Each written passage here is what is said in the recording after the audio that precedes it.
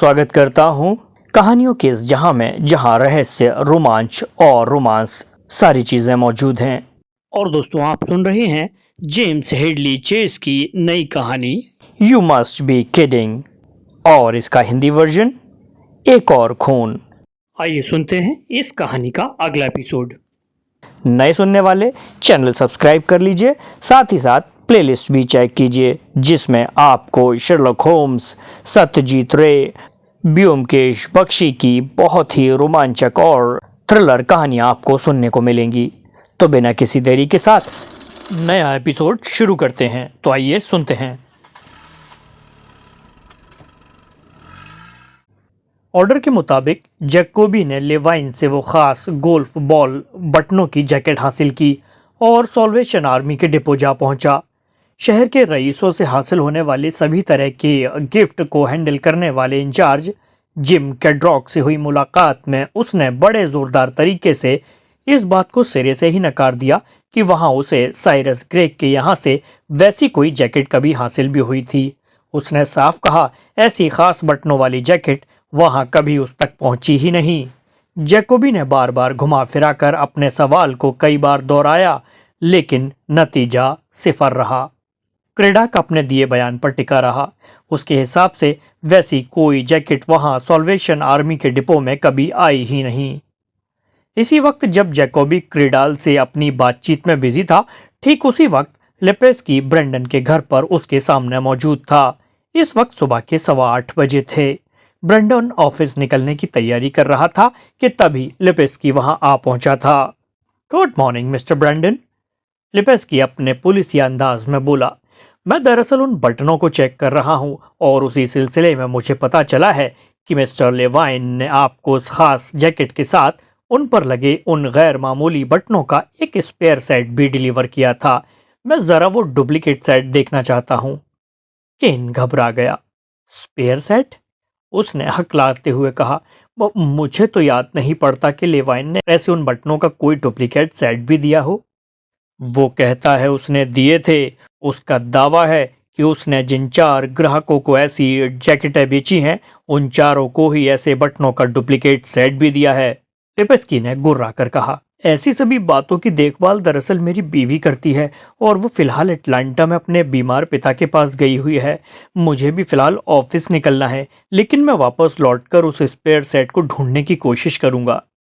Well, ये बेहद जरूरी है मिस्टर ब्रेंडन, लिपेस्की ने कड़क आवाज में कहा, और मुझे लगता है कि खुद आपके लिए भी ये बेहद ज़रूरी है कि आप खुद को इस सारे मामले से अलग थलग करने में हमारी मदद करें। जी, मैं समझता हूँ और आपको यकीन दिलाता हूँ कि दफ्तर से लौटते ही मैं इन्हें ढूंढने की कोशिश करूँगा। हमारा महकमा बाकी तीनों की वैसी जांच पहले ही कर चुका है और अब केवल आप ही बचे हैं जिनके बटनों की जांच होनी है, इसलिए बता ज़रूर दीजिएगा। जी ज़रूर। बढ़िया, कहकर लिपेस्की वहां से लौट गया। और उसके वहां से लौटते ही केन लपकता हुआ अपने लिविंग रूम में पहुंचा, जहां उसने धड़कते दिल से उस डिब्बे को खोला जिसमें बैट्टी बटन वगैरह रखा करती थी। उसमें मौजूद बटनों की भीड़ में उसने उन बटनों को ढूंढा। जल्द ही उसकी निगाह उन पर पड़ गई। सत्यानाश! इसका मतलब है कि लेवाइन ने जैकेट के साथ उन बटनों का एक स्पेयर सेट भी दिया था और पुलिस को इसके बारे में खबर थी। केन ने बटनों का वो डिब्बा वहीं रखा और अपने बेडरूम में जा पहुंचा, जहां उसने अपनी अब तक खूब मशहूर हो चुकी जैकेट में लगे बटनों को चेक किया। उसमें कुल 9 बटन थे। वो दोबारा लिविंग रूम में लौटा और डिब्बे में मौजूद गोल्फ बटनों को गिना। लाख कोशिशों के बाद उसे 9वां बटन नहीं मिला। एक बटन गायब था। उसने अपना सिर पकड़ लिया। उसकी जैकेट के बटनों के सेट में से एक बटन का गायब होना उसके लिए बड़ी मुसीबत ला सकता था। अगर लिपेस्की को पता लग जाता कि उसके पास मौजूद उन खास बटनों के उस सेट में से एक बटन गायब था, तो वो बाकायदा संदिग्धों की लिस्ट में टॉप पर होता। हो सकता था कि पुलिस उसे गिरफ्तार ही कर ले, और अगर ऐसा हुआ तो पुलिस आगे पीछे कोरेन के साथ उसके रिलेशन के बारे में यकीनन जान जाएगी। केन ने आंखें बंद कर ली और बैट्टी के बारे में सोचने लगा। वो बहुत बड़ी मुसीबत में था। कोरेन से उस मुलाकात ने उसकी जिंदगी का रुख ही बदल दिया था। कहाँ तो वो अपनी पत्नी के साथ एक आरामदायक जिंदगी बड़े मजे से बिता रहा था, और कहाँ अब अचानक वो इस झंझट में फंस गया था। केन ने उठकर कांपते हाथों से बटनों के उस डिब्बे को अपनी जगह वापस रखा और बाहर निकाले उन 8 बटनों को देखने लगा। क्या किया जाए? क्या उसे उन बटनों को मिटा देना चाहिए? बाद में वो कसम खाकर कह देता कि उसे ऐसे स्पेयर बटनों का कोई डुप्लीकेट सेट नहीं मिला। वो बेट्टी को भी ऐसा बयान देने के लिए कह सकता था। हालांकि बेट्टी को इस तरह किसी झूठे बयान देने के लिए कहना इतना आसान नहीं था। तभी घड़ी ने 9 बजाए। उसे ऑफिस के लिए देर हो रही थी। उसने उन बटनों को उठाकर जेब में डाला, बंगला लॉक किया और अपनी कार में ऑफिस की तरफ चल पड़ा। जब वो ऑफिस जा रहा था, उस वक्त लिपेस्की हेडक्वार्टर में बैठा अटलांटा पुलिस से कांटेक्ट कर रहा था। बेट्टी के पिता सिटी कोर्ट में केस लेते थे, सो वहां का पुलिस महकमा उन्हें बखूबी जानता था। अटलांटा में पुलिस हेडक्वार्टर से उसे मिस्टर लेसी, बेट्टी के पिता का नंबर तो हासिल हो गया था, लेकिन साथ में ये ताकीद भी जारी हुई थी कि जब तक बेहद ज़रूरी ना हो उन्हें कॉल न की जाए, क्योंकि अभी हाल में ही उन्हें हार्ट अटैक हुआ था। लेकिन लिपेस्की ने उस ताकीद को एक किनारे रख दिया और फौरन मिस्टर लेसी की यहाँ फ़ोन मिलाकर बेट्टी से कांटेक्ट किया। बेहद सहज ढंग से उसने बेट्टी से बुलवा लिया कि गोल्फ बॉल वाले बटनों का वो डुप्लीकेट सेट जैकेट के साथ आया था, जो अब भी उसके घर में बटनों वाले डिब्बे में मौजूद था। बढ़िया। लिपेस्की ने राहत की एक सांस ली और लाइन डिस्कनेक्ट कर दी। उसने मुड़कर जैकोबी की तरफ देखा, जो अब सॉल्वेशन आर्मी के दफ्तर से लौट आया था और वहां बैठा उस बातचीत को एक दूसरे एक्सटेंशन लाइन पर बड़े गौर से सुन रहा था। अब देखना है कि ब्रेंडन इस बारे में सच बोलता है या झूठ, लिपेस्की ने जैकोबी से कहा। केन अपने दफ्तर पहुंचा। उसने 3 नीग्रो जोड़ों को वहां पहले से ही इंतजार करते पाया। उधर कॉरिन टाइपिंग में बिजी थी। अगले 1 घंटे तक उन 3 नीग्रो जोड़ों में उलझा उनके सवालों का जवाब देता रहा। उनसे निपटकर उसने ऑफिस में आई डाक को चेक करने का मन बनाया ही था कि टेलीफोन की घंटी बजने लगी। कैन ब्रेंडन, उसने रिसीवर उठा के कहा। Can I help you? City police headquarter से डिटेक्टिव लिपेस्की बोल रहा हूं। दूसरी तरफ से आती गुर्राहट भरी आवाज सुनकर उसके हाथ से रिसीवर छूटते छूटते बचा। यस मिस्टर लिपेस्की, उसने फंसी सी आवाज में कहा। बटन मिले? मेरा ख्याल है मिस्टर लेवाइन को कोई गलतफहमी हुई है। उसने बड़ी मेहनत से अपनी आवाज को नॉर्मल बनाए रखा और आगे कहा। मुझे यकीन है कि अपनी उस जैकेट के साथ उन बटनों का कोई एक्स्ट्रा सेट मुझे मिस्टर लेवाइन से मिला ही नहीं। ओह, क्या यकीन के साथ ऐसा कह रहे हो? हाँ। ठीक है। Thanks mister Brendon. लिपेस्की ने लाइन डिस्कनेक्ट कर दी। तब भी केन रिसीवर थामे कई पलों तक ऐसे बैठा रहा। वो समझ रहा था कि उसने पुलिस से एक बड़ा झूठ बोला है, जिसके बारे में उसकी पोल पट्टी देर सबेर खुल भी सकती थी। उसे लगा कि उसे फौरन बेट्टी से कांटेक्ट कर उसे भी इस मामले में आगाह कर देना चाहिए। उसने बेट्टी को उसके पिता के यहाँ कॉल लगाई। बेट्टी डार्लिंग, उससे कांटेक्ट होते ही पूछा, अब कैसी तबीयत है तुम्हारे डैड की? ओह केन, वो अभी भी जिंदगी और मौत के बीच झूल रहे हैं और डॉक्टर ने 50-50 चांसेस की बात कही है। मुझे अभी यहाँ कुछ दिन और लगेंगे क्योंकि माँ बहुत परेशान है। मैं सारी रात उनके बगल में बैठी जागती सोती सी बिताती हूँ। कोई बात नहीं डार्लिंग, केन ने कहा। मुझे उम्मीद है कि तुम्हारे डैड जल्दी ठीक हो जाएंगे। ओह, थैंक यू सो मच केन। कुछ और घरेलू बातचीत करने के बाद अचानक वो बोली, अच्छा हाँ, मैं तो बताना भूल गई थी कि कोई 2 घंटे पहले मुझे यहाँ पैराडाइज सिटी पुलिस से तुम्हारी उस जैकेट में लगे गोल्फ बॉल डिजाइन वाले बटनों के बारे में कॉल आई थी। केन मानो आसमान से नीचे गिरा। तो पुलिस पहले ही बेट्टी से कांटेक्ट कर चुकी थी। केन का दिल इतनी जोर से धड़का कि उसके मुंह से बोल न फूटे। तो तुमने उन्हें क्या कहा? उसने बड़ी मुश्किल से पूछा। मैंने उन्हें बता दिया कि हमारे वो बटन वही हमारे घर में बटनों वाले डिब्बे में रखे हैं। ओह, ये सब क्या चक्कर है केन? कुछ खास नहीं, बाद में बताऊंगा। तुम फिलहाल अपने पिता की देखभाल पर ध्यान दो। ठीक है केन, वो बोली। अपना ध्यान रखना। हाँ, मैं फिर फोन करूंगा। ठीक है, बाय केन। बाय। कहने के बाद लाइन काट दी गई। अपनी इस कॉल के बाद उसका चेहरा फक पड़ गया था और अपनी उस डरी हुई सिचुएशन में अपनी जेब में हाथ डालकर उन बटनों को टटोला। तभी केबिन में कॉरेन दाखिल हुई। क्या हुआ? उसने उसका उतरा हुआ चेहरा देखते ही पूछा। आप क्या मुसीबत हो गई? केन ने उन नामुराद बटनों की सारी दास्तान उसे सुनाई। इस सेट में एक भी बटन कम होने का सीधा सा मतलब है। आखिर में उसने कहा कि मुझे उस कत्ल के आरोप में गिरफ्तार किया जा सकता है। समझ नहीं आ रहा इस मुसीबत से कैसे निकलूं। इधर वो पुलिसिया लिपेस्की का बच्चा अब मेरे डुप्लीकेट बटनों को देखना चाहेगा और उधर वो हरामजादा ब्लैकमेलर कल छाती पर आ चढ़ेगा। यूं रोते मत रहा करो, कॉरेन ने खींच कर कहा, और हौसला रखो, कल की कल सोचना। कहकर वो पलटी और अपनी आकर्षक चाल से चलती वापस अपनी मेज की तरफ चली गई। पीछे केन अपना सिर पकड़े बैठा रहा। ब्रेंडन के खिलाफ पहले से ही कुछ कर गुजरने को फड़फड़ा रहे लिपेस्की ने उसके झूठ बोलने की रिपोर्ट टेरेल को दी और उस पर दबाव डालने की मर्जी जताई। उसके इस झूठ का मतलब ये नहीं हो सकता कि वो कातिल भी है, टेरेल ने कहा। स्टनवुड की लड़की के साथ अपने अफेयर की हामी भरने का मतलब वो खूब जानता समझता है और उसके झूठ बोलने के पीछे ये भी एक वजह हो सकती है। उधर जैकोबी की रिपोर्ट बताती है कि ग्रेग के कपड़ों में रही वो जैकेट सॉल्वेशन आर्मी तक कभी पहुंची ही नहीं। सो ऐसे में हमारी जांच का वो एक पहलू अभी ओपन है जिसे और खंगाला जाना चाहिए। मैं चाहता हूं कि ब्रेडन पर हाथ डालने से पहले तुम मिसेज ग्रेग को पूरी तरह टटोल लो और इस बार उसके बटलर के बजाय सीधे उसी से बात करना। ठीक है सर। लिपेस्की उठ खड़ा हुआ। वो एक एशियाई ड्राइव पहुंचा जहां इस बार उसने मिसेज ग्रेग से मिलना था। उसने बंगले की घंटी बजाई। जवाब में रेनॉल्ड्स ने दरवाजा खोला और उसे घूरा। पुलिस, लिपेस्की ने कठोर आवाज में कहा, मुझे मिसेज ग्रेग से मिलना है। एमलिया उस वक्त दरवाजे की आड़ में ही खड़ी और सब कुछ सुन रही थी। उसने हिम्मत जुटाई और आड़ से बाहर आकर रेनॉल्ड्स से मुखातिब हुई। क्या बात है रेनॉल्ड्स? उसने एटीट्यूड से पूछा। पुलिस महकमे से आए किसी आदमी ने आपसे मिलने की ख्वाहिश जताई है मैडम, उसने सिर झुकाकर जवाब दिया। पुलिस? एमेलिया का चेहरा कठोर हो गया। उसे अंदर ले आओ। रेनॉल्ड्स ने लिपेस्की को भीतर आने का इशारा किया और खुद दरवाजे से एक तरफ हट गया।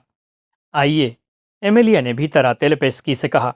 कहिए, क्या बात है मिसेस ग्रेग? लिपेस्की ने कहना शुरू किया। हाल ही में हुए एक बेरहम कत्ल की वारदात के सिलसिले में हमें एक ऐसे शख्स की तलाश है जिसकी मिल्कियत में गैर मामूली गोल्फ बॉल बटनों वाली एक ख़ास किस्म की जैकेट के होने की पूरी पॉसिबिलिटी है। कल यहाँ मौजूद आपके बटलर ने हमें बताया था कि ऐसी एक जैकेट जो कभी आपके और अब मरहूम हो चुके पति के पास थी। उनकी मौत के बाद उनके बाकी कपड़ों के साथ उसे भी सॉल्वेशन आर्मी को डोनेट कर दिया गया था। कल जब हमने इस दिशा में जांच की तो हमें पता चला कि आपके पति की वो खास जैकेट उन कपड़ों में शामिल नहीं थी जो वहां भेजे गए थे। जैकेट मेरे पति के बाकी कपड़ों के साथ ही थी, एमिलिया ने सख्त आवाज में रेनॉल्ड्स से बोली। क्यों रेनॉल्ड्स? जी मैडम, मैंने तो इन्हें पहले ही कहा था। रेनॉल्ड्स, जो पिछली रात बॉयलर रूम में वहां खून आलूदा कपड़ों को जलाता रहा, बोला। लेकिन सॉल्वेशन आर्मी के डिपो इंचार्ज मिस्टर क्रेडेक ने बड़े ठोस शब्दों में आपके बटलर के इस दावे को नकारा है, लिपेस्की ने कहा। अच्छा, क्रेडॉक? एमेलिया ने बनावटी गुस्सा दिखाते हुए कहा। मैं उस कमीने को अच्छी तरह जानती हूँ। मुझे लगता है कि उस कमीने ने मेरे पति की वो जैकेट खुद अपने पास या अपने परिवार के किसी और सदस्य के निजी इस्तेमाल के लिए वहां से चुरा ली होगी। लेकिन मिसेस ग्रेग, लिपेस्की बोला, हमें जो पता था हम बता चुके हैं मिस्टर डिटेक्टिव, एमेलिया ने उसे बीच में टोकते हुए कहा। And now please leave. यहाँ का मेरा फेरा कोई टहलने की मकसद से की जाने वाली मॉर्निंग वॉक नहीं है मिसेस ग्रेग, लिपेस्की ने सख्ती से कहा। ये शहर में हुए एक बेहद गंभीर और सनसनीखेज कत्ल की तहकीकात है। आपका बयान मिस्टर क्रेडाक पर उनकी ईमानदारी पर एक सवालिया निशान है और ऐसे में आप यूं इससे बचकर नहीं निकल पाएंगी। तभी रेनॉल्ड्स ने हल्के से खांसकर एमेलिया को सतर्क कर दिया। एमेलिया ने फौरन उस इशारे को पकड़ा। मैं सिर्फ ये कह रही हूँ कि वो पहले की तरह लिपिस्की को घूरते हुए बोली। मेरे पति की वो जैकेट हमने उनके बाकी कपड़ों के साथ ही सॉल्वेशन आर्मी को भिजवा दी थी। उसके बाद उस जैकेट का क्या हुआ इसका पता ना तो हमें है और ना ही हमारे पास ऐसा कोई साधन है और वजह है कि हम आगे उसे ट्रेस करें। मिसेस ग्रेग, आप हमारी कोई ख़ास मदद नहीं कर रही हैं। मुझे आपकी राय से इत्तेफाक नहीं और अब अगर मुझे इस मामले में आपने आगे परेशान किया तो मुझे मजबूरन आपकी शिकायत अपने दोस्त जो इस शहर के मेयर हैं उनसे करनी होगी। ओके मिसेस ग्रे, लिपेस्की ने हथियार डालते हुए कहा। आपकी मदद के लिए बहुत बहुत शुक्रिया। लिपेस्की पलटा, बाहर निकला और अपनी कार के पास पहुंचा। उसने ट्रेरल को रिपोर्ट दी। फिलहाल उस बुढ़िया को छोड़ो, ट्रेरल बोला, और उस क्रेडाक को एक बार फिर चेक करो। जी सर, लिपेस्की ने कहा और लाइन डिस्कनेक्ट करके अपने काम पर लग गया। अगला 1 घंटा उसने क्रेडाक के पास जाकर उसे टटोलने में लगाया, लेकिन उसने वही दोहराया कि वहां आए मिस्टर ग्रेग के कपड़ों में वो खास जैकेट थी ही नहीं। लिपेस्की ने ट्रेरल को रिपोर्ट दी। ठीक है, वो बोला, तो घूम फिर कर हम एक बार फिर उसी दायरे में गोल गोल घूम रहे हैं। बढ़िया। अब तुम इस किस्से को छोड़ो और उस हिप्पी कॉलोनी के उन बाशिंदों को चेक करने में ध्यान लगाओ। इस जैकेट के किस्से को बाद में छेड़ेंगे। लू अपने बिस्तर पर पड़ा कॉफी चुसक रहा था। उसने पिछली रात समुद्र किनारे बीच पर एक नीग्रो लड़की के साथ बिताई थी और इस वजह से बड़ी देर से सो सका था। आज का दिन और था और कल उसे केन और कॉरेन से मिलने जाना था, $10,000 की बड़ी रकम की डिलीवरी लेने। उसे पूरा यकीन था कि दोनों अब वो $10,000 की रकम देने वाले थे और अब वो वहां अपने बिस्तर पर कॉफी चुसकता, अपने नंगे सीने को सहलाता, ये प्लान करने में मशगूल था कि वो इस रकम का आगे क्या क्या करने वाला था। तभी उसके केबिन के दरवाजे पर दस्तक हुई। उसने अपने ख्यालों को अपने दिमाग से झटका और उठकर दरवाजा खोला। बाहर एक ऊंचे कद का आदमी माइक्रोफोन लिए खड़ा था। हेलो मिस्टर लू, वो बोला, मेरा नाम पैट हैमिल्टन है और मैं यहाँ के पैराडाइज टीवी चैनल से हूँ। मुझे पता चला है कि अभी हाल ही में हुए इस बेरहम वहशियाना कत्ल के वक्त तुम वहीं मौकाए वारदात के आसपास ही थे, तो शायद तुमने कातिल को भी देखा होगा। देखो मिस्टर, लू ने कहना चाहा, क्या ये सही है कि तुम उस रात मौकाए वारदात के आसपास ही थे? पैट ने उसे बीच में टोकते हुए पूछा। दरवाजे पर खड़े लू के चेहरे पर सूरज की तेज रोशनी सीधी पड़ रही थी। वो इस बात से चिड़चिड़ा रहा था। दफा हो जाओ, उसने कहा और भड़ाक से दरवाजा बंद कर लिया। हैमिल्टन, जो वहां हिप्पियों की उस कॉलोनी तक अपने एक छोटे से ट्रक में आया था, मुस्कुराता हुआ वापस घूमा और अपने उस ट्रक की ड्राइविंग सीट पर जा बैठा। उस कमबख्त की फोटो खींची या नहीं? उसने मिनी ट्रक में पीछे छुपे बैठे अपने कैमरामैन से कहा। खींची, बढ़िया करके खींची, कैमरामैन ने जवाब दिया। और 2 घंटे बाद क्रिस्पिन ग्रेग ने अपना टीवी ऑन किया और हैमिल्टन वाले चैनल पर खबरें सुनाने लगा। पुलिस अभी तक जिस खतरनाक हत्यारे, उस होमोसीडियल मैनियाक का अभी तक सुराग नहीं पता लगा पाई है, चैनल पर हैमिल्टन बोल रहा था। इसीलिए जब हमने अपनी तरफ से जो जांच पड़ताल की, उसके आधार पर हमें पता चला है कि एक युवक जिसका नाम लू है, उस रात मौकाए वारदात के पास मौजूद था। ये युवक लू फिलहाल शहर के बाहर की ओर जाने वाले रास्ते पर बनी हिप्पियों की कॉलोनी में ठहरा हुआ है और हमने जब उससे बात करने की कोशिश की, टीवी स्क्रीन पर लू की फोटो चमकी, तो उसने हमसे इस मामले में कुछ भी बोलने से मना कर दिया। हैमिल्टन ने अपनी बात पर और जोर डालते हुए कहा, और मेरा मानना है कि वो नौजवान यकीनन इस केस की एक बेहद खास गुंडी है जो उससे कहीं ज्यादा जानता है जितना कि वो फिलहाल यहाँ की पुलिस को बता रहा है। क्रिस्पिन ने टीवी स्क्रीन पर दिखाई जा रही लूबून तस्वीर को गौर से देखा। उसके दिमाग में हैमिल्टन के शब्द गूंजे। वो नौजवान उससे कहीं ज्यादा जानता है जितना कि वो यहाँ की पुलिस को बता रहा है। क्रिस्पिन की आंखें चौड़ी हो गईं। तुरंत उसके होठों पर एक खूनी मुस्कुराहट तैरने लगी। ये नौजवान लोबून अगर वाकई में उस रात मौकाए वारदात पर मौजूद था, तो हो सकता था कि उसने उसे देखा हो। ये उसके लिए बेहद खतरनाक और परेशान कर देने वाली खबर थी। कोई बात नहीं, क्रिस्पिन ने मन ही मन फैसला किया। अच्छा है कि वक्त रहते इसके बारे में पता चल गया। उसका इंतजाम किया जाना जरूरी है। क्रिस्पन की अगली, उसकी खुद की निगाह में बेमिसाल और बेजोड़ ऑयल पेंटिंग बनाने का वक्त आ गया था। लिपेस्की घर पहुंचा। भूख से उसकी आंतें कुलबुला रही थी और इसी एक बात ने उसे घर में घुसते ही सीधे धड़धड़ाते किचन में जा घुसने को मजबूर किया, जहां उसकी बीबी कारोल खाना बनाने में बिजी थी। खाने में क्या है? लिपेस्की ने पूछा। 2 घंटे बाद मुझे फिर वापस जाना है। आज तुम्हारे लिए खास तुम्हारी पसंद करोल ने आराम से कहा। मशरूम और क्रीम सॉस के साथ चिकन ब्रेस्ट बनाया है। अरे वाह, मजा आ गया। कितना टाइम लगेगा? 10 मिनट, करोल ने बताया और पूछा, तुम्हें तुम्हारा वो सनकी कातिल मिला कि नहीं? अभी नहीं, लिबस्की ने फ्राइंग पैन पर पकते चिकन पर निगाह डालते हुए कहा। वाकई लजीज होगा। क्यों, क्या हुआ? तुम्हारे महकमे के पास कोई सुराग वुराग है भी या नहीं? नहीं, कुछ खास नहीं है, लिपस्की ने कहा। और देवी जी जरा जल्दी करो, भूख से मेरा दम निकला जा रहा है। मेरे पास तुम्हारे लिए 3 क्लू हैं, कारोल ने कहा और पैन में मशरूम डालने लगी। क्लू? तुम्हारे पास क्लू हैं? लिपस्की ने चौंकते हुए कहा।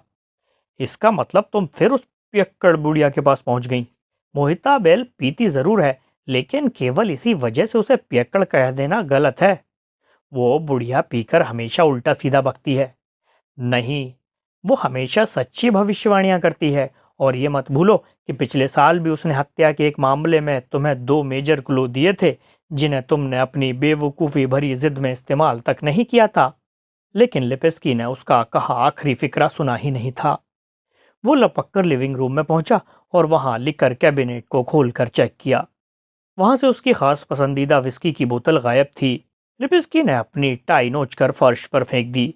तभी करोल उसके पीछे पीछे वहां पहुंची। अब ये क्या बदतमीजी है? मेरी फेवरेट विस्की की बोतल कहाँ गई? लिपिस्की चिंचिनाया। ओह, शराब की बोतल का रोना छोड़ो और मेरी बात सुनो, वो बोली। मोहिता बोल ने तुम्हारा वो केस सुलझा दिया है और तुम भी तो यही चाहते थे। लिपिस्की सिर थाम कर वहीं बिछी कुर्सी पर बैठ गया। बढ़िया, वो बोला। तो शराबखोर बुढ़िया ने एक बोतल विस्की गटकने के बाद वहीं अपने घर बैठे बैठे ये केस सुलझा भी दिया। बढ़िया, बहुत बढ़िया। तुम उसे बार बार शराबी साबित करने की कोशिश मत करो। उसने खास मेरी रिक्वेस्ट पर तुम्हारे लिए इस केस में आगे बढ़ने के लिए 3 क्लू दिए हैं। लेपेस्की ने जवाब देने के बजाय अपने बालों में हाथ फेरा। तुम गौर से सुनो, करोल अपनी हाँकते हुए कह रही थी। मोहिता बेल के मुताबिक तुम्हें 3 बातों पर खास ध्यान देना चाहिए। पहला, लाल सुर्ख चांद। दूसरा, काला आसमां। और तीसरा, संतरी रंग लिए समुंदर का किनारा।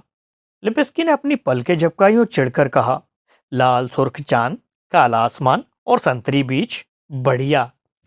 हाँ, तो अब ये बताओ कि उस महान भविष्यवक्ता ने ये 3 क्लूज मेरी वो बोतल गटकने से पहले बताए थे या बाद में? लिपिस्की, इन क्रूज का होशियारी से इस्तेमाल करो। सही है ना?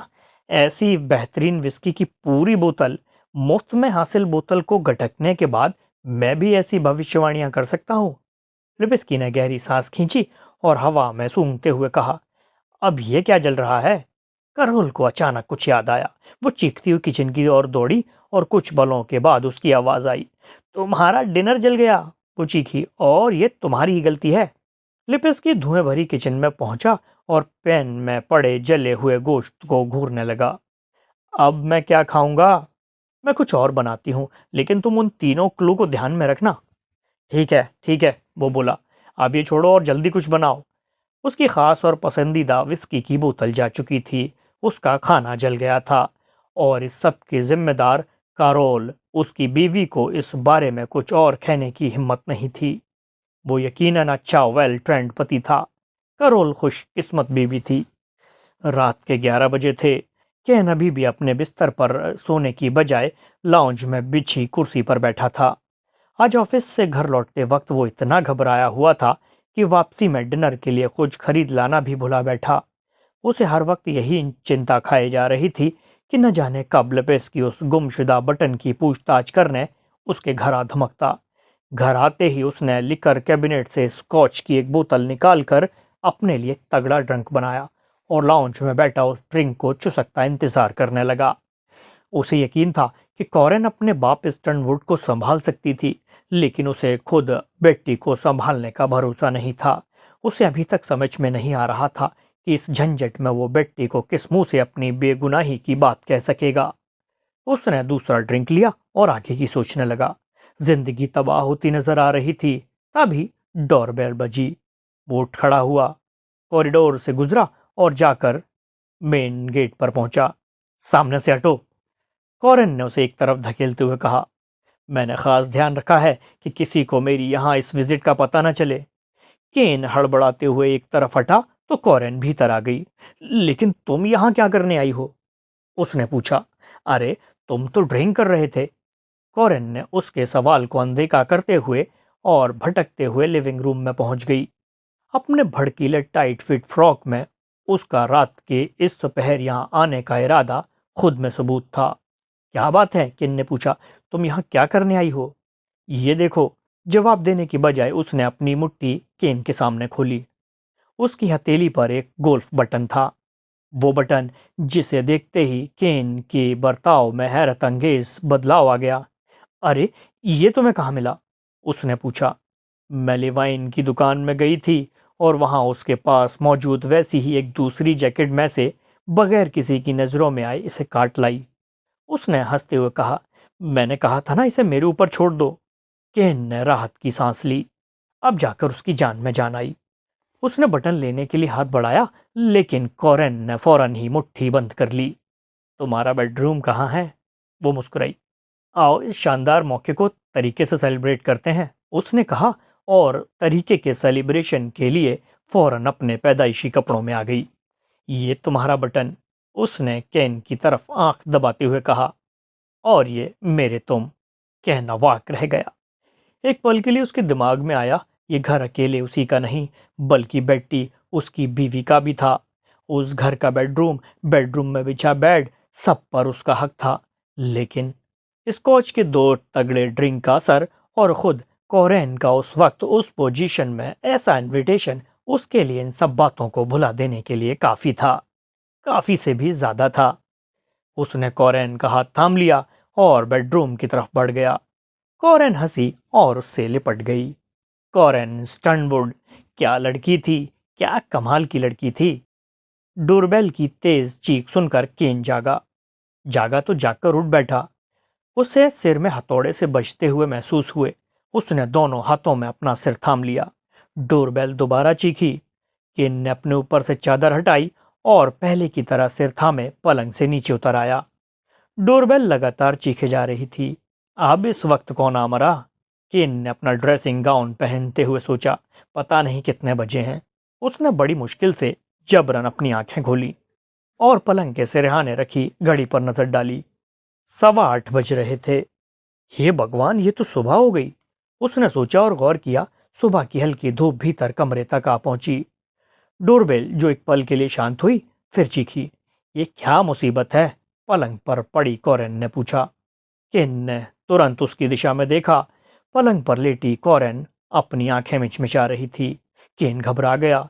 बाहर कोई था जो लगातार बिना रुके डोरबेल बजा रहा था, और भीतर कोरेन पिछली सारी रात बिताकर अभी भी वहीं उसके साथ उसके बिस्तर पर मौजूद थी। पिछली रात का हर एक सीन उसकी आंखों के आगे आ गया। बाहर दरवाजे पर कोई है, उसने धीमी आवाज में कहा। तुम फौरन कहीं छुप जाओ। ओ डरपोक केनी! कोरेन ने पलंग से नीचे उतरते हुए फप्ती कसी। केन ने उसके इस तंज को अनदेखा किया और बाहर जाकर दरवाजा खोला। बाहर जेकोबी के साथ लिपिस्की मौजूद था। केन ने उन्हें घूरा। अचानक उसके सिर में बज रहे हथौड़ों की रफ्तार तेज हो गई। क्या हुआ? उसने नाराज होते हुए कहा। माफ करना मिस्टर ब्रेंडन, लिपिस्की ने उसकी हालत का अंदाजा लगाते हुए कहा। हम दरअसल उन गोल्फ बटनों के बारे में कुछ और पूछताछ करना चाहते हैं। ओह, केन ने कहा। वैसे मैं खुद तुम्हें फोन करने वाला था। अच्छा, क्या हुआ? लिपिस्की ने हैरान होते हुए कहा। मैंने पिछली शाम घर पर आकर फुर्सत से जब चेक किया तो बटन मिल गए थे। बटन मिल गए? लिपिस्की और ज्यादा हैरान हो उठा। क्या हम उन्हें देख सकते हैं? भीतर आओ। केन ने पल भर के लिए भीतर मौजूद कोरेन के बारे में सोचा और फिर दरवाजे के सामने से हट गया। दोनों पुलिसिए भीतर आ गए तो केन ने पीछे दरवाजा बंद किया और उन्हें लिविंग रूम में ले जाकर वहीं मौजूद सोफे पर बैठने का इशारा करके भीतर बेडरूम में चला गया। लिपेस्की ने फुर्ती से उठकर भीतर बेडरूम में निगाह डाली। बेडरूम खाली था, लेकिन बेड की हालत बता रही थी कि पिछली रात उस पर बाकायदा दो आदमजादों के बीच बड़ी गंभीर और खूब लंबी चली कुश्ती खेली गई थी। केन के बाहर लौटाने से पहले ही लिपेस्की दोबारा अपनी जगह पर आ बैठा। केन बेडरूम से लौटा तो उसके हाथ में बटन मौजूद थे। ये लो, उसने लिपेस्की से कहा, और भगवान के लिए अब मेरा पीछा छोड़ो। लिपेस्की ने बटनों को लेकर गिना। बटन पूरे थे। मिस्टर ब्रैंडन, उसने कहा, एक छोटी सी तकलीफ और देनी पड़ेगी। कहो, केन ने लंबी सांस खींचते हुए कहा। अब वो भी कहो। दरअसल आप जानते हैं कि ये हमारे शहर में हुए उस हौलनाक कत्ल का बेहद गंभीर मामला है, और ऐसे में हमारा पूरा पुलिस महकमा अपनी पूरी जिम्मेदारी के साथ इस कत्ल की गुत्थी को सुलझाने में लगा है। अपनी ओर से हम हर वो मुमकिन कोशिश कर रहे हैं कि जिससे वो उस वहशी कातिल को पकड़ा जा सके। मैं जानता हूं, लेकिन इस बात को दोहराने की वजह, मिस्टर ब्रैंडन, लिपेस्की ने कहा, कत्ल के केस में अक्सर तहकीकात करते करते कभी कभी कई अजीब और नामालूम बातें सामने आ जाती हैं। ये बटन, जो अपने आप में बेहद अनोखे और गैर मामूली समझे जा रहे हैं, इस कत्ल के केस को सुलझाने में बड़े मददगार साबित हो सकते हैं। सो मैं इन्हें, इन डुप्लीकेट बटनों को और आपकी जैकेट को अपने साथ ले जाना चाहता हूँ। लेकिन, केन हिचकिचाया, आप चिंता न करें, मैं इसे जल्द ही वापस कर दूंगा। रिपेस्की ने बेहद सधे आवाज में कहा। केन उस घाक पुलिसियों को खूब पहचानता था। उसका यूं जैकेट और बटन मांगना उसके लिए कोई मुसीबत खड़ी कर सकते थे। ओ मिस्टर ब्रैंडन, लिपेस्की ने जोर डाला, मैं एक जिम्मेदार पुलिस वाले की हैसियत से आपसे इल्तिजा करता हूं कि आप हमारा सहयोग करें। कोई और चारा नहीं था। वो पुलिसिया मानने वाला नहीं था। ठीक है, केन ने ताव दिखाते हुए कहा, और भीतर से जैकेट लाकर उन्हें सौंपते हुए कहा, ले जाओ। वैसे भी मैं खुद अब इस मनहूस जैकेट को दोबारा देखना भी नहीं चाहता। सो, लगभग वो चीखा, अपना काम खत्म करके इसे मुझे वापस लौटाने की बजाय कहीं भी फेंक देना। ओह नो, मैं इसे जल्दी लौटा दूंगा, लिपेस्की ने उठते हुए कहा। जेकोबी ने अपने साथी को फॉलो किया। दोनों बाहर निकल आए तो केन ने पीछे से भड़ाक से दरवाजा बंद करके लॉक कर लिया। केन उन पुलिसियों से बहुत नाराज था, लेकिन जानता था उसकी नाराजगी के प्रदर्शन ने अगर उन पुलिसियों को नाराज किया तो उसकी खैर नहीं थी। वैसे ही वो दोनों उसके पीछे पड़े हुए थे। बड़बड़ाता कैन वापस बेडरूम में पहुंचा तो पाया कि कॉरेन, जो उन पुलिसियों के उस अचानक पड़े फेरे में वहीं बेडरूम के अटैच बाथरूम में जा छुपी थी, अब बाहर निकल आई थी और खुशकिस्मती से अपने पूरे कपड़े पहने हुए थी। इस वक्त वो वहां बेडरूम में लगे एक शीशे के आगे खड़ी हुई थी। बेट्टी की कंघी से अपने बाल संवार रही थी। कॉरेन के हाथ में अपनी बीवी की कंघी को देखकर कैन और चिढ़ गया, लेकिन बोला कुछ नहीं। गए तुम्हारे दोस्त? कॉरेन ने पूछा। हो गई उन मर्दूदों को तसल्ली? हाँ, वो चले गए, केन ने छोटा सा जवाब दिया, और अपनी पिछली रात के लिए सफाई देने की गर्ज से कहा, वो कल रात में नशे में था और शायद इसलिए अपनी सुध-बुध खो बैठा। ठीक है, कॉरेन हंसी। अब अपनी अंतरात्मा की ऐसी भोली आवाज को ब्रेक दो और मुझ पर रहम करो। वैसे भी तुमने रात भर मुझे सोने नहीं दिया। कॉरेन, मैं दरअसल, केन ने शर्मिंदा होकर दिखाया। छोड़ो, मैंने कहा था ना कि भरने के बाद जाम फिर छलकने लगता है। केन और चिढ़ गया। क्या मनहूस सुबह थी! बल्कि मनहूस रात के बाद यह अगली सुबह भी मनहूस ही थी। बिना कुछ कहे, बिना कॉरेन पर नजर डाले, वो बाथरूम में जा घुसा और दफ्तर चलने की गर्ज से तैयार होने लगा। जब तक वो बाहर निकला, कॉरेन कॉफी तैयार कर चुकी थी। आओ, कॉफी लो, उसने अपनी कॉफी की चुस्की लेते हुए कहा। अरे, तुम अभी भी यहीं हो? केन ने नाराज होते हुए कहा। अभी गई नहीं? ओह शट अप केन, कॉरेन गुर्राई। मैं तुम जैसे मर्दों को खूब जानती हूँ। पहले तो सारे पाप करेंगे और फिर मन भर जाते ही साधु होने का ढोंग रचने लगेंगे। मेरा वो मतलब नहीं था, केन ने संभलते हुए कहा। मुझे मतलब समझाने की जरूरत नहीं, मैं बखूबी जानती हूँ कि तुम्हारा मतलब क्या था। कॉरेन, छोड़ो, जाओ जाकर बिस्तर ठीक करो और अपनी पिछली रात की उछल कूद की निशानियां निपटाओ। हाँ, करता हूँ, पर जरा पहले कॉफी पी लूं, मुझे इसकी ज्यादा जरूरत है। ओ हाँ, कॉरेन ने खीसे निपोड़ते हुए कहा। चादर लॉन्ड्री में भेजनी होगी। ठीक है। दोनों ने अगले कुछ मिनट बिना कहे कॉफी खत्म करने में गुजारी। आओ चलें। कॉरेन ने अपनी कॉफी खत्म करके कप नीचे रखा। मैं तुम्हारी मदद करती हूँ। केन को ध्यान आया कि 9 बजे उसकी मेड ने भी आना था। वो फटाफट खड़ा हुआ और आनन फानन में अपने बेडरूम को दुरुस्त करने में लग गया। पलंग पर नई चादर डाली, पुरानी चादर का बंडल बनाया, तकिए वगैरह पुरानी जगह पर जमाए और कुछ पल गौर से हर चीज चेक की कि कुछ रह तो नहीं गया था। ठीक, सब बढ़िया था, अब सब ठीक था। अरे चलो भी, कॉरेन ने उससे कहा। हाँ, वो बोला और मैं इंडोर की तरफ चल गया। अरे बेवकूफ़ आदमी, कॉरेन ने पीछे से आवाज़ लगाई। पहले खिड़की से देख तो लोग कोई बाहर है कि नहीं। केन हड़बड़ाया। इतनी छोटी सी बात उसे नहीं सूझी थी। खुद पर शर्मिंदा होता हुआ उसने खिड़की पर पहुंचकर बाहर झांका। उसका एक पड़ोसी अपने बगीचे में क्यारी खोदने में बिजी था। सत्यानाश! अब कॉरेन को बाहर कैसे निकाले? वो बाहर निकलते ही उस पड़ोसी की निगाह में आ जाती। वो सहम गया। क्या हुआ? कॉरेन ने उसकी हालत देखी और आगे बढ़कर खुद खिड़की से बाहर झांका। वो पड़ोसी उसे भी दिखाई दिया। मरो मत, कॉरेन ने कहा। तुम यहां से बाहर निकलो और गैराज में कार तक पहुंचो। तब तक मैं भीतर ही भीतर गैराज में जाकर वहीं कार में ही पिछली सीट के सामने फर्श पर लेट जाऊंगी। मुझे एक चादर दो, मैं उसे अपने ऊपर डाल लूंगी। और कोई रास्ता नहीं था।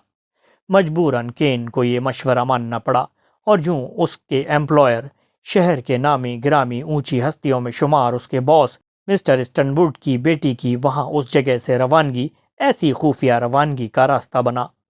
दोनों तय तरीके से बंगले से सेफ कॉरेन के बिना पड़ोसी की निगाह में आए बाहर निकले। केन ने कार को हाईवे की राह डाला और कॉरेन को उठकर बैठने को कहा। कॉरेन ने चादर हटाई और वहीं पिछली सीट पर ही बैठ गई।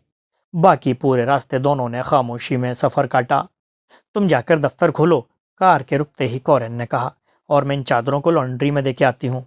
केन ने हामी भरी और कार से उतर गया। कॉरेन की प्रेजेंस ऑफ माइंड उससे कहीं बेहतर थी और केन को इस बारे में कतई कोई मुगालता नहीं था। जहां छोटी छोटी दिक्कतों के आगे वो घबरा जाता था, वहां कॉरेन बड़ी बेबाकी से, बड़ी बहादुरी से उन्हीं परेशानियों के बीच में से अपना रास्ता बना लेती थी। और वैसे भी उसका सिर अभी भी दर्द से फटा जा रहा था और ऊपर से उसकी पिछली रात की करतूत पर उसकी अंतरात्मा उसे धिक्कार रही थी। केन सीधे दफ्तर में पहुंचा और पिछले दिन की डाक थामे अपने टेबल पर पहुंचा। उसने बड़े मरे मन से अपना काम करना शुरू किया। अभी पहली डाक बस खोली ही थी कि फोन की घंटी बज उठी। उसने हाथ बढ़ाकर रिसीवर उठाया। हेलो, वो बोला। केन, दूसरी तरफ से बेटी की आवाज आई। हाय बेटी, वो बोला। ओ डार्लिंग, डॉक्टरों ने जवाब दे दिया है, बेटी ने रुआसी आवाज में कहा। डैडी अपनी आखिरी सांसें ले रहे हैं और लगातार तुम्हें ही याद कर रहे हैं। केन का चेहरा फक पड़ गया। बेटी के पिता को वो अपने पिता की तरह मानता था। मैं अगली फ्लाइट से वहां पहुंच रहा हूं, उसने बेटी को धीरज बंधाया। I am so sorry Honey, मैंने अभी चेक किया था, अगली फ्लाइट 10:30 बजे है। ठीक है, मैं आ रहा हूँ, कहकर उसने रिसीवर वापस अपनी जगह पर रख दिया और उठ खड़ा हुआ। तभी कॉरेन भीतर आई। मैंने वो चादरें वहां लॉन्ड्री में, वो बोलते बोलते रुकी और कैन के फक चेहरे को देखती रही। अरे अब कौन सा पहाड़ टूट पड़ा? मेरे ससुर मर रहे हैं, केन ने धीमे से कहा। मुझे जाना होगा। ओह, मैं मंडे तक लौटने की कोशिश करूंगा। तुम जाने क्यों कह रहे हो और आज यहाँ लू ने भी अपनी 10,000 की रकम लेने आना है। भाड़ में जाए हरामजादा, केन ने कहा और दफ्तर से बाहर निकल गया।